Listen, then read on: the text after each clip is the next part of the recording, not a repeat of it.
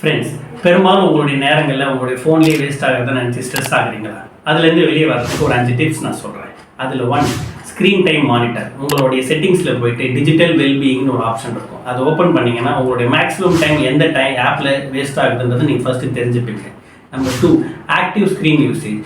எண்ட்லெஸ்ஸாக இருக்கிற கண்டென்ட் இருக்கிற இன்ஸ்டாகிராம், ஃபேஸ்புக்லாம் விட அதுக்கு பதிலாக என்ன கண்டென்ட் நம்ம தேவைன்றதோ அதை பற்றி மட்டுமே நம்ம தேடி அதுக்காக டைம் ஸ்பெண்ட் பண்ணுறது. நம்பர் 3, மொபைல் செட்டிங்ஸில் போயிட்டு உங்களோட ஃபேமிலியில் கூட இருக்கும் போது டு நாட் டிஸ்டர்ப் மோடுன்றதை ஆன் பண்ணுங்கள். குழந்தைங்களோட இருக்கும் போது கிரே ஸ்கேல் மோடுன்ற ஒரு ஆப்ஷனை ஆன் பண்ணி விடுங்க.